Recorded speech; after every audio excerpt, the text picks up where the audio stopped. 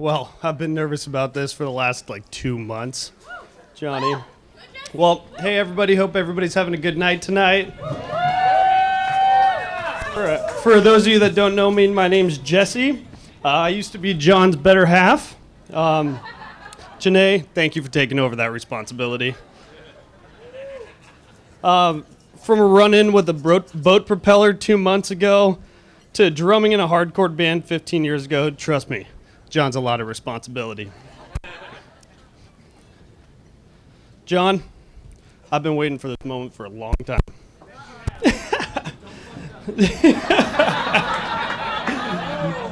So long, it only took you watching me propose twice before you finally pulled the trigger.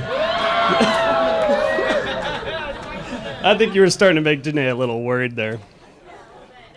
But before I continue, I do want to thank Stephanie and Jamie Cadillo, Sally and Charlie Stark for setting this all up so we could celebrate John and Janae. So John and I met back in the 7th grade. I can remember that day like it was yesterday.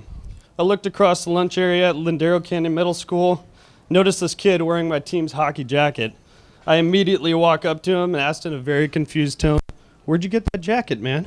He's like, "I play for the team." I was like, so obviously John and I were playing for the same squad on different teams, but from that moment on, did we just become best friends? Recently, after becoming friends with John, he was turning 13 and becoming a man. Although John's 32, I still don't think he knows what that means yet. Sally and Charlie threw this extravagant party at the Renaissance Hotel for John's bar mitzvah. They had a huge ice sculpture of a hockey player. That's when I knew how great it could have been to be an only child.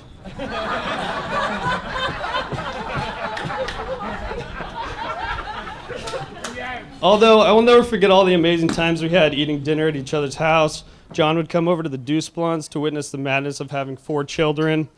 After all these years, I can speak for the entire Deuce Blunt family. You really become a 5th child in the family.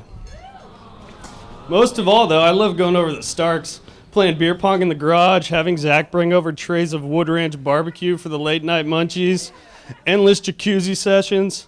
That's all I'll say about that one. Charlie and Sally, you really treated me like I was one of your own. So much so that you always would take me, John, and countless friends on vacations. One of the best vacations was the Mexican Riviera cruise with 8 of our friends. We had one too many margaritas at Senor Frog's, pushed Zach out of the van where he ripped his earring out of his head because he was still wearing his silly Senor Frog's light-up necklace. Corey, Phils, and I were dancing with ladies that were far too old for us. Sally, I really hope you destroyed that video. We all had such a great time. Although no time compares to St. Paddy's Day 2014, John and I were at the firehouse down in San Diego, getting real loose. Every time I looked over at John, he was staring across the room at this beautiful girl. I kept telling him to go over and say hi, but I don't know if you guys know, John is honestly the shyest guy I've ever met. So I had to do what a best man does best and go over and start talking with Janae and her friends. The rest is history. You're welcome, John.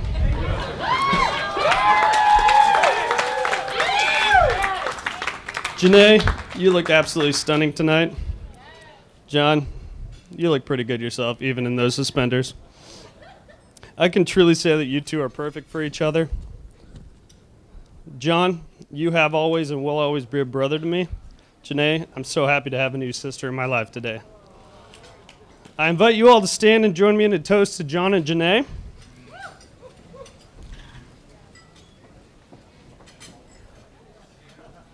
May you live forever in love, and may love forever live in you.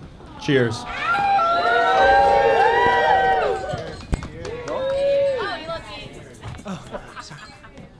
Love you, man. Love you, baby. Now relax. I'm Mark, the maid of honor. Actually, that doesn't sound quite right. Maybe Co-maid of honor? maybe best man. I'm pretty sure that's taken. What should we go with here? Best boy. Does that sound good? It's only slightly better than made, I think. Ooh. Let's see. Man of honor. I love it. Man of honor. I'm Mark, your man of honor. This is my beautiful wife, Jamie, the actual maid of honor. The reason I'm talking to you all now is that Janae wanted us to do a joint address for the maid of honor speech. I've known Janae a long time, more than half of our lives, actually, since way back when we were all in high school together. And Janae is like a sister to me, so I think it's only fitting that the two of us, Jamie and I, give this speech together.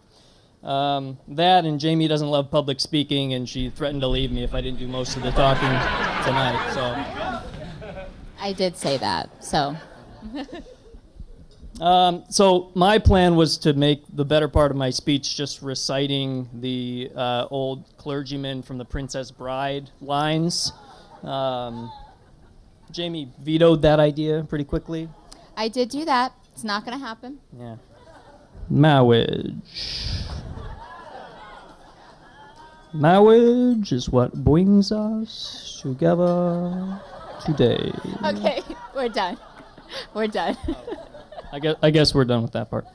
Fine, that's boring. We'll get to the boring part. So Janae, we're so glad this day is here, in part because I think it's illegal to have sister wives.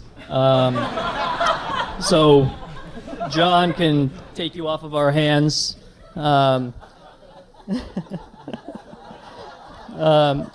John, thank you for doing that. You've really plugged right into the family, and so we're glad that you are taking Janae off of our hands, but also glad to add a brother to our little group here. So welcome. And it's always been 2 against 1 with the 2 girls against me, so now I might have a fighting chance. No, it'll still be that way. Yeah. Yeah. We'll still lose, I guess. So hopefully 30-something years from now, we can all look back and realize that we've all known each other more than half of our lives. I think that would be pretty cool. So now here's the real maid of honor, Jamie.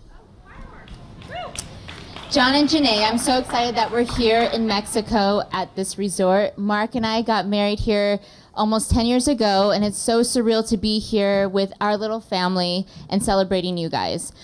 But I also want to tell all of you a little story that I think a lot of you don't know how I got to meet John. So about 4.5 years ago, we're living in Irvine, and John comes up to see us, and I'm 9 months pregnant. I'm 3 days past my due date. So coincidentally, we end up at Javier's in Irvine. So it's kind of a special place for all of us. And we get our drinks, we get our food, and midway through dinner, I start having contractions. So he's trying to talk to us and get to know us, and I'm gripping the table through each contraction, trying to hear what he's saying, but not really processing any of it. So finally I told Mark, we need to go home, I'm having a lot of pain. We go home, bless his heart, he's sitting on our couch, and I'm in the kitchen holding onto the counter for dear life through each contraction. Bless his heart was sitting there, just, not saying a word while I'm like powering through and breathing through each contraction. So I knew he was a keeper because he was so sweet through the whole process. It was embarrassing for me. And then I finally said, Janae, you're staying. I got to go to the hospital. I'm having Hudson tonight. And sure enough, the next morning we had Hudson, and John went back down to San Diego, and I just thought he was a trooper through that, and I was so embarrassed. So I just thought, he's the one. He's so great, and we had such a great night, and then he finally got to meet Hudson. But, John, I just want to give you just a heads up. No, it's not like that. It's all good. It's all good. Janae's going to be the best wife. She's known how to cook several amazing dishes because of me. A few good baking recipes through me, but also she's going to be an amazing mom. She knows how to change a diaper. She can handle a blowout like no other. She can bathe a baby. She can feed a baby. She can burp a baby. You're in the best hands. You are so lucky. She'll take care of your future kids and, of course, you. So. Cheers to the bride and groom.